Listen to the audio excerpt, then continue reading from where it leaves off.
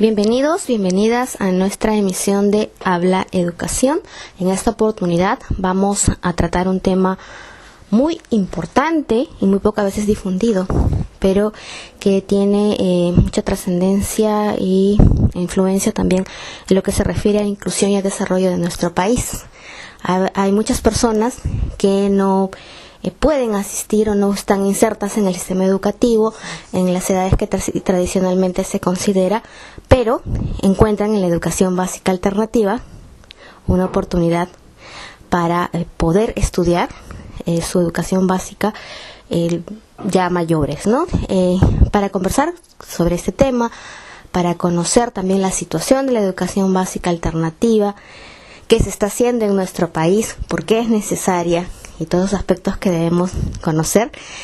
Tengo la grata presencia en nuestro programa de Nélida Céspedes Rosell, secretaria ejecutiva del CEAL y también directiva de la institución Tarea.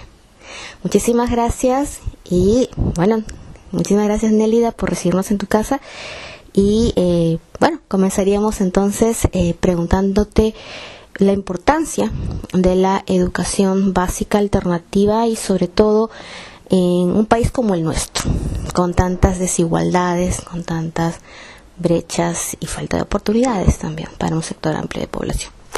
Sí, en primer lugar, muchísimas gracias a Foro Educativo por desarrollar este programa en una de las modalidades que tanto en el Perú como en América Latina lamentablemente podríamos decir que es la cenicienta de la educación, ¿no? Es las políticas, ¿no?, de educación de jóvenes y adultos, en este caso en el Perú, ¿no?, que está desarrollándose a través de la educación básica alternativa, tiene realmente serios problemas, ¿no?, en el país. Nosotros tenemos cerca, ¿no?, de 8 millones, ¿no?, de personas, jóvenes y adultos que han visto truncado su derecho a la educación. Fundamentalmente son pobres, de indígenas, ¿no?, rurales y también jóvenes.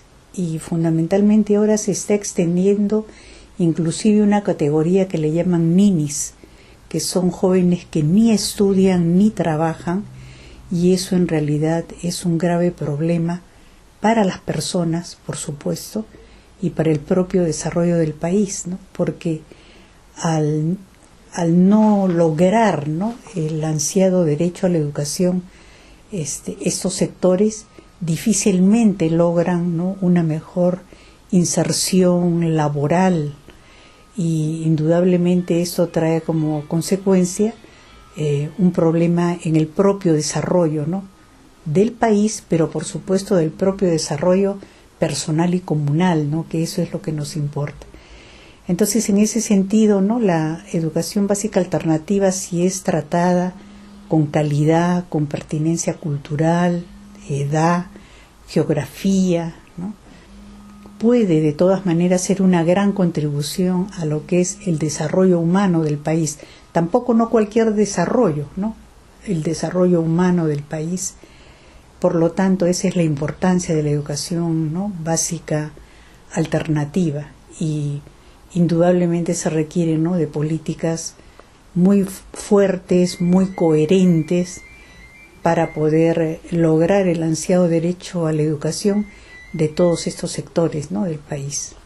Y antes de pasar a la siguiente pregunta, me ha sugerido ese término que los niños, chicos que ni trabajan ni estudian. ¿A qué se debe que haya surgido esta categoría? ¿Qué factores?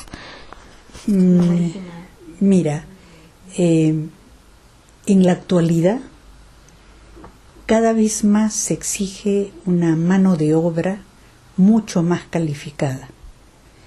Y si los jóvenes no están suficientemente calificados, indudablemente no van a poder en realidad, ¿no?, desarrollar y estar insertos en un trabajo que se llama, como muy bien lo dice la OIT, en un trabajo decente, es decir, ¿no?, un trabajo con las mejores condiciones, pero requiere también una mejor educación.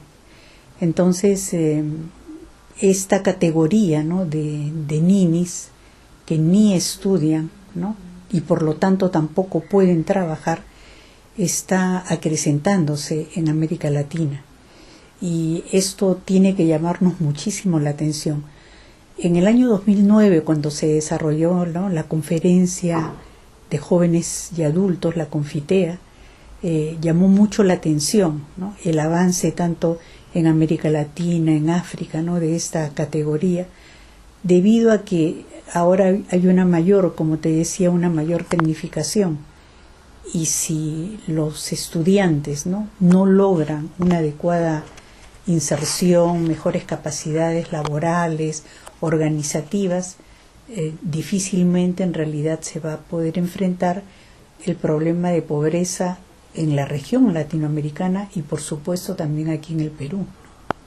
Y atendiendo a las características de las personas, de los jóvenes y adultos que van a la educación básica alternativa o que son atendidos por la educación básica alternativa, ¿cuáles son sus necesidades básicas de aprendizaje? ¿Tienen posibilidades de desarrollo? ¿Hay algún estudio al respecto?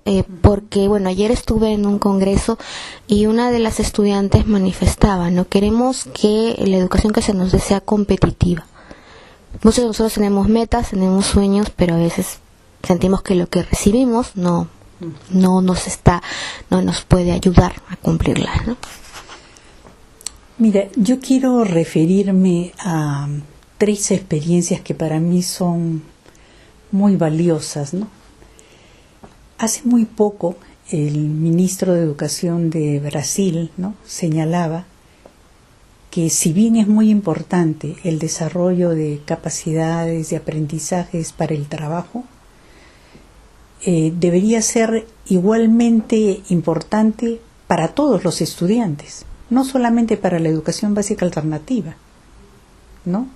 Entonces, y señalaba a partir de esto que también en realidad tiene que pensarse para la educación de jóvenes y adultos en una formación humanista, en una formación para los derechos humanos, en una formación para la ciudadanía, ¿no?, en una formación que esté basada en la perspectiva de género, en una formación que aborde, ¿no?, el componente intercultural, ¿no?, y no solamente centrado en el enfoque de trabajo, porque inclusive como no son instituciones que tienen toda una infraestructura para poder en realidad mejorar altamente las capacidades de los estudiantes, termina siendo, ¿no?, mano de obra barata, ¿no? Entonces me pareció muy interesante esta reflexión, ¿no?, del ministro de Educación, donde señalaba que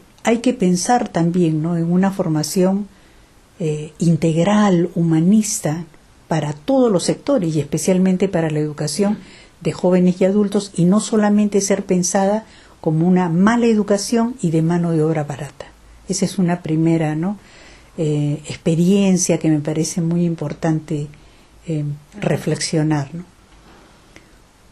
Otra experiencia que me parece muy rica es la de las expresiones de Paulo Freire, ¿no?, que es un educador brasilero, un educador popular que influyó muchísimo, ¿no?, en la educación de jóvenes y adultos en América Latina y en otros continentes también, como el continente africano y también en Europa. Entonces él decía, ¿no?, que cuando pensamos en los aprendizajes de los estudiantes, no hay que pensar la educación para el babe bibobú, ¿no? Es decir, al contrario, decía él, ¿no?, sí es muy importante la lectura, la escritura, pero ¿para qué?, se preguntaba él. Fundamentalmente para aprender el mundo, para poder estar en este mundo, conocerlo, transformarlo, decía él. E indudablemente hay otros aprendizajes como el pensamiento crítico, el trabajo organizativo, el desarrollo de la autoestima, el desarrollo de la autonomía, ¿no?, el desarrollo de la identidad, que son sustantivos en los aprendizajes de la educación de jóvenes y adultos.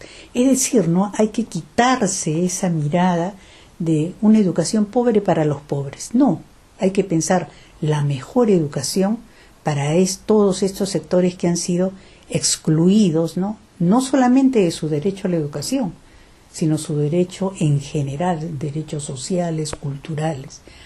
Entonces, esas son dos experiencias, expresiones que me parecen muy ricas. Y otra que siempre, la verdad, la recuerdo, es con una conversación que tuve, ¿no?, con dirigentes del Club de Madres de Ayacucho.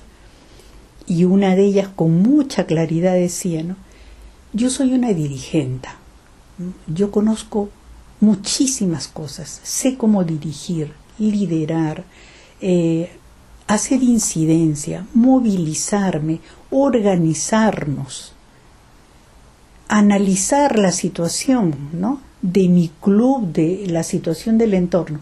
Y yo voy a un centro de alfabetización y me enseñan lo elemental. Inclusive decía, hasta en el libro dice, mi papá fuma pipa. Entonces, ¿para qué? A mí no me sirve esa educación para nada, ¿no? Entonces creo que estas voces, ¿no?, desde las organizaciones de base, estas voces de pensadores, educadores populares como Paulo Freire, esta mirada también, ¿no?, de autoridades que también son con pensamientos alternativos, deben ser escuchadas indudablemente para dar el salto que se merece, ¿no?, la educación de jóvenes y adultos. Entonces creo que allí hay una serie, ¿no?, de aprendizajes que requieren los jóvenes y los adultos para poder insertarse de la mejor manera en la sociedad, ¿no? Ponerse en el lugar de los jóvenes, exactamente, los adultos que son atendidos por la educación básica alternativa, por recoger supuesto, sus saberes previos, es algo más, una apuesta más en común. Exactamente, ¿no? Porque también a veces se piensa que los jóvenes y adultos llegan, ¿no?, como tabula rasa. Exactamente, ¿no? Al contrario, están llenos de conocimientos, muchas experiencias y una educación, ¿no?, de jóvenes y adultos indudablemente tiene que partir de esos saberes, de esas experiencias para indudablemente mejorarlas, profundizarlas y que los jóvenes indudablemente, ¿no?, tengan una mejor educación, ¿no?, de acuerdo a su edad, de acuerdo a su contexto, ¿no?, de acuerdo al género, de acuerdo a las edades, de acuerdo a la cultura, ¿no?, y del momento también que se vive actualmente en el país, ¿no?, con las nuevas exigencias que también exige la comunicación, ¿no?, los nuevos medios de comunicación, y eso es muy importante para tener en cuenta, ¿no?, en la educación de jóvenes y adultos. ¿Y cuál es la situación actualmente de la educación de jóvenes y adultos?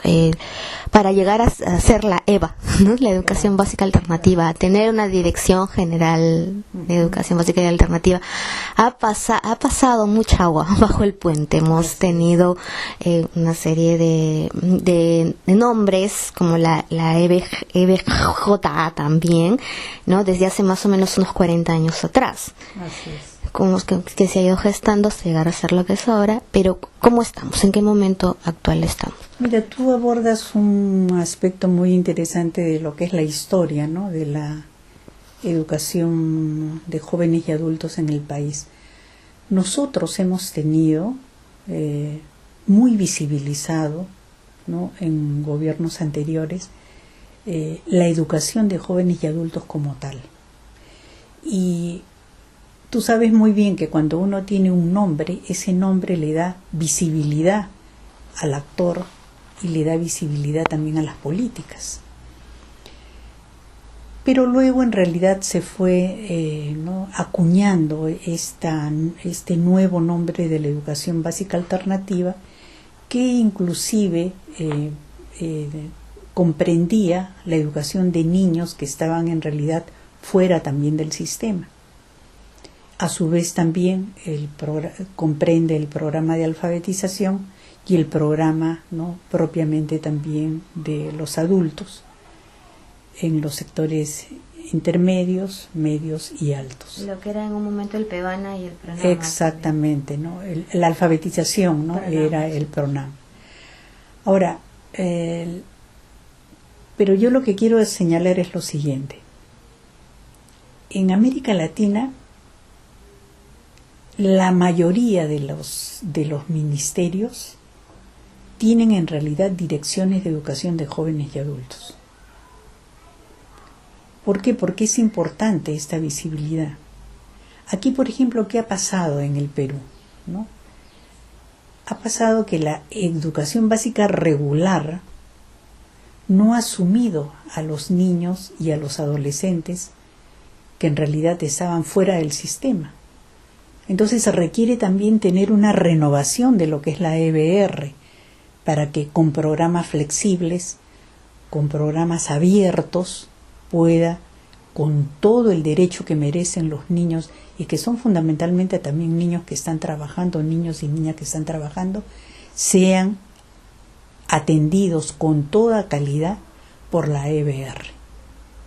Y que la educación de jóvenes y adultos esté específicamente orientada a jóvenes y adultos. Porque eso, sabes que tiene varias consecuencias. En como la mayoría de los estudiantes son niños y niñas en la EVA, entonces los profesores, las metodologías, ¿no?, el enfoque de trabajo está dirigido a los niños, mientras que los jóvenes y adultos requieren, ¿no?, otros enfoques, otras metodologías, asumirlos como jóvenes y adultos y no aniñarlos, ¿no?, en lo que es el proceso educativo, como lo que decían en el Club de Madres, ¿no? Yo sé mucho, no tengo nada que hacer acá, me retiro del programa. Otros en realidad no se retiran, ¿no?, se mantienen en los programas, pero no son atendidos con pertinencia. Entonces, entiendo que esto es un proceso. Por ejemplo, se ha dado, y ese es un avance, se ha dado una directiva para que solamente se atienda a jóvenes y adultos, pero no se ha contemplado suficientemente qué iba a pasar con los niños que ya estaban en realidad en el programa, ¿no es así? Entonces ha creado realmente una gran desorientación, muchos niños no han sido atendidos. Entonces, personalmente yo creo que la EBR tiene que repensarse y tiene que ver, pero para hacer estos tránsitos indudablemente se requiere un proceso muy pensado para no vulnerar los derechos de nadie a la educación, ¿no? Entonces creo que ahí hay un problema serio, ¿no?, que en realidad tiene que ser enfrentado. Otro problema, sabes que muy serio, es que conforme tú tengas un concepto de la educación de jóvenes y adultos, en realidad tú vas a desarrollar las políticas. Entonces, la Ley General de Educación no tiene un concepto claro sobre lo que es la educación de jóvenes y adultos. Entonces, eso tiene que ser también, exactamente, eso tiene que ser revisado, porque allí hay un problema de identidad de la propia educación para este sector. Otro problema, ¿sabes qué es? La propia calidad, ¿no? Y cuando hablo de calidad también me quiero referir a lo que es la formación de los docentes. Como ya hemos estado conversando ahora en el programa, los profesores fundamentalmente son de la EBR y por lo tanto no hay una pertinencia, ¿no?, para atender a jóvenes y adultos. Entonces este es un problema muy serio. Otro problema es la infraestructura. Los EBAs fundamentalmente funcionan en los colegios, ¿no?, en los colegios de EBR.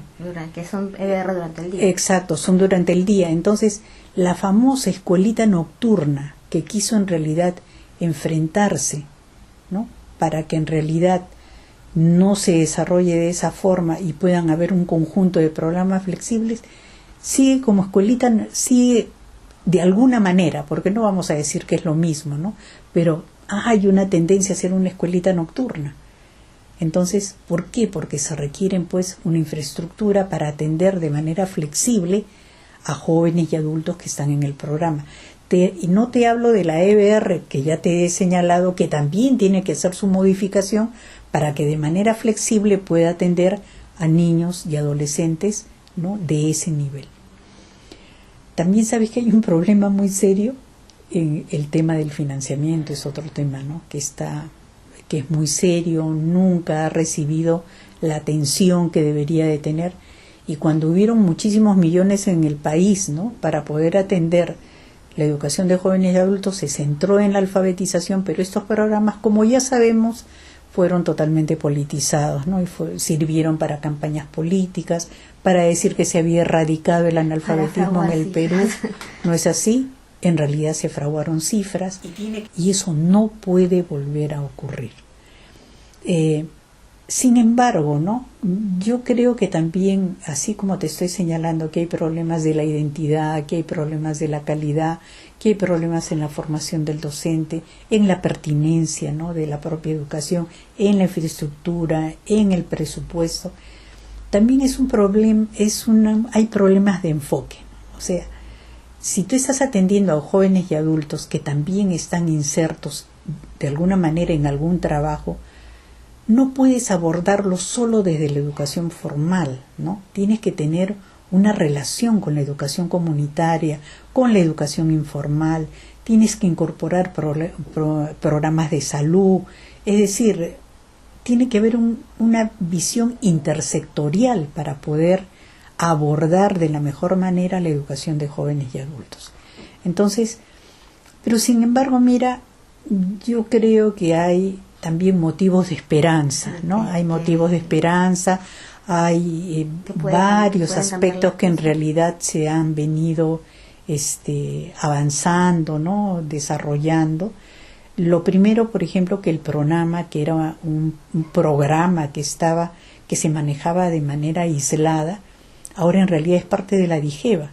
Entonces eso es muy positivo porque demuestra que hay la voluntad política de enrumbar, ¿no? los errores que se han cometido en gobiernos anteriores.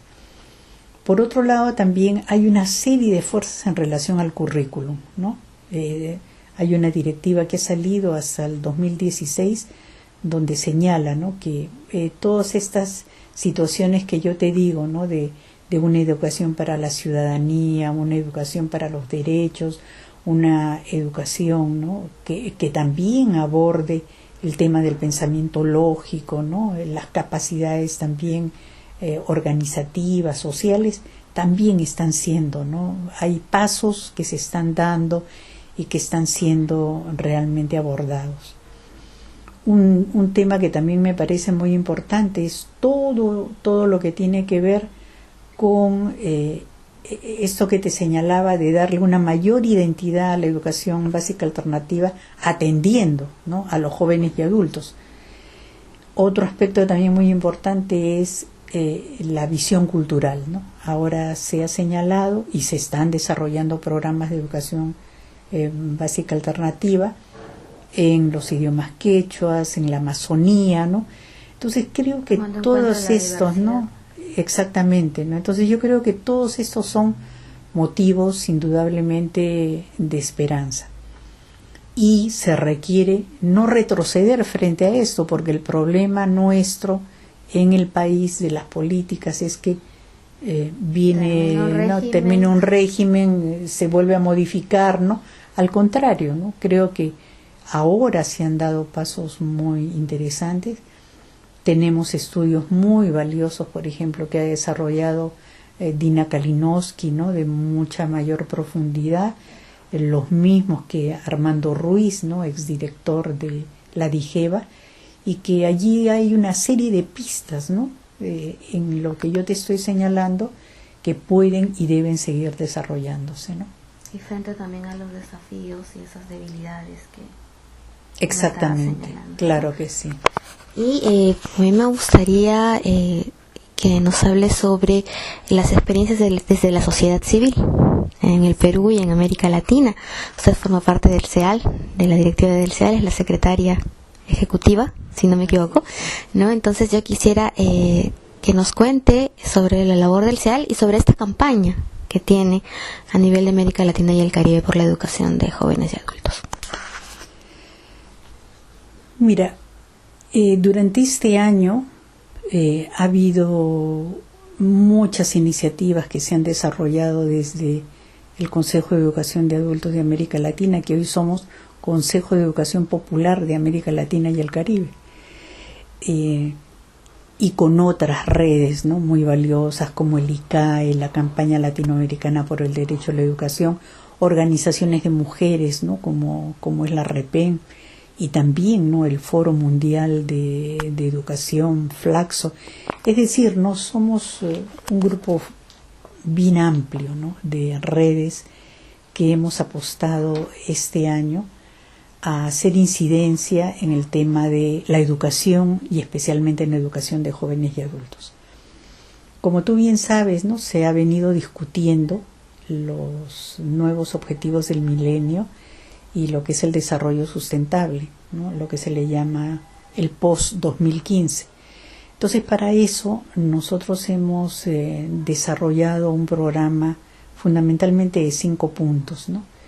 El primero es afirmar la educación como un derecho humano fundamental. Hay un segundo punto que para nosotros es muy, muy importante, es asumirla como derecho humano, implica también asumirla no como una mercancía, ¿no?, sino como un derecho humano fundamental, y que además se liga con la no privatización de la educación. Y a su vez también, ¿no?, nos ha parecido muy importante que la educación de jóvenes y adultos, en este caso, esté pues imbuida, ¿no?, no solamente de nuevos enfoques, sino de enfoques que han sido tradicionales en América Latina, como la educación popular, por su fuerza del empoderamiento de los actores locales, por la fuerza que tiene, ¿no?, en lo que es la conciencia crítica, la autonomía, el desarrollo organizativo, que son fundamentales para una educación de jóvenes y adultos, y que felizmente vemos que en América Latina, ¿no?, también vienen haciéndose esfuerzos por la recuperación de este enfoque transformador. Y por otro lado, todo lo que tiene que ver también con el tema del financiamiento, porque sin un financiamiento pertinente, ¿no?, para la educación de jóvenes y adultos, indudablemente, ¿no?, que no van a haber posibilidades para tramontar, ¿no?, este problema tan serio, ¿no?, porque miren, en América Latina tenemos 73 millones de analfabetos funcionales, ¿no? O sea, es un problema pero muy, muy serio, muy doloroso, es un tema de injusticia que tiene que ser remontado, situaciones que tienen que ser transformadas. Si no, vamos a seguir siendo, ¿no?, atrasados, pero atrasados porque no se dan en nuestros gobiernos y en los ministerios las políticas que requerimos, ¿no?, para enfrentar y tener el país y las personas que nos merecemos, ¿no? Entonces hemos estado, como te digo, desarrollando toda una campaña, pero también, y lo hemos desarrollado a varios niveles, ¿no? Hemos tenido una campaña mediática con organizaciones de base, con otras organizaciones de sociedad civil de toda América Latina y el Caribe, ¿no?, que residía también en que estos puntos que te estoy diciendo, que son ampliamente explicados, ¿no?, necesariamente fueran discutidos por las organizaciones, por los educadores, ¿no?, porque sin una base consciente de la importancia de esos derechos, no va a haber posibilidad de que quién los va a exigir, quién va en realidad a presionar, quién va a proponer, ¿no? Y no por otro lado, los enfoques adecuados. exactamente, ¿no? Entonces, esa es una parte. Otra ha sido que la mayoría en los países, los miembros tanto del CEAL, ¿no?, como de otras organizaciones, se han dirigido a los ministerios de su país, especialmente a las direcciones del país, para poder invitarlos, ¿no?, a que se sumen también a esta campaña, explicándoles a profundidad estos 5 puntos que tenía, ¿no?, nuestra agenda. Y también hemos hecho incidencia en Naciones Unidas, ¿no? Hemos enviado propuestas y hemos recibido felizmente, ¿no?, buenas respuestas, ¿no?, de que los informes que se estaban desarrollando en algunos aspectos también habían recogido parte de estos puntos, ¿no? Entonces, pero ha sido una campaña muy intensa, ¿no?, que hemos utilizado diferentes medios, no solo la web, ¿no?, sino también el Facebook, y hemos seguido avanzando en la campaña, logrando miles de adhesiones, ¿no?, a la campaña, lo cual en realidad nos apreciamos bastante y valoramos que la gente sienta, ¿no?, la importancia del derecho a la educación de jóvenes y adultos. Y ahora, el 24 de septiembre, en Naciones Unidas, en el marco de la presentación del Informe del Desarrollo Sustentable y de los Objetivos del Milenio, tenemos que la campaña mundial por la educación, ¿no?, junto con el Consejo Internacional de Adultos, que es el ICAE, y redes africanas, ¿no?, asiáticas, y en este caso también el CEAL, estamos organizando un evento paralelo el día 24, y que van a asistir autoridades, ministros, y nos gustaría muchísimo, ¿no?, que también pudiera participar la delegación peruana, ¿no?, en este evento, porque de lo que se trata es generar un consenso cada vez mayor por el derecho humano a la educación. A veces algunas personas han señalado que somos demasiado repetitivos. Es que hay intentos permanentes de mirar a la educación como mercancía, ¿no?, de que la educación sea privatizada. Por lo tanto, requerimos de todas las fuerzas, de las organizaciones de base, padres de familia, maestros, mujeres, todo tipo de organizaciones, ¿no?, las autoridades incluidas, y lógicamente si podemos en realidad llegar a los más altos niveles para lograr algunos cambios, nos parece en realidad que esta tarea es fundamental. Creo que no se acaba ahora, ¿no?, porque si bien las campañas tienen un tiempo de duración, porque nosotros en realidad estamos en esto desde enero de este año, porque también hemos intervenido, ¿no?, en el foro de Naciones Unidas cuando se ha discutido, ¿no?, el informe Río +20 sobre el propio desarrollo, porque estaba ausente el derecho a la educación. En todos estos últimos meses nos hemos centrado en esta campaña y invitamos, ¿no?, a las personas que en realidad están escuchándonos a que entren a la web del CEAL, ceaal.org,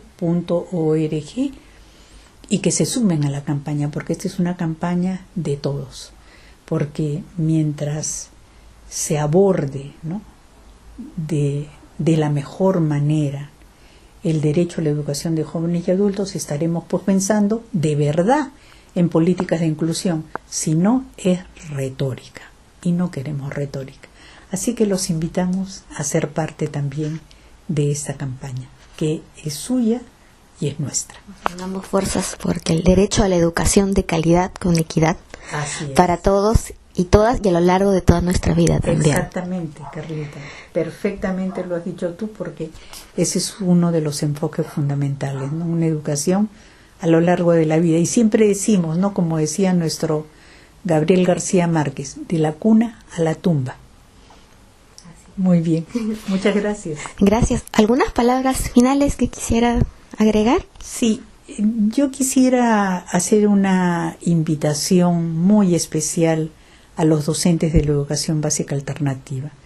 No es una modalidad sencilla. Bueno, ninguna modalidad es sencilla, pero esta es una modalidad donde hay mucha población que en realidad ha sido excluida. Pero sin embargo, ¿no?, a pesar de la exclusión, las personas en realidad tienen una gran sabiduría. Por lo tanto, es un reto para el educador recoger esa sabiduría. Y otra cosa también, ¿no?, romper el mito de la escolarización, ¿no? La educación de jóvenes y adultos es fundamentalmente, y en este caso la EVA, es una educación flexible. Por lo tanto, no esperes pues que estés en el centro educativo para que te lleguen en realidad los estudiantes. Sal a la comunidad,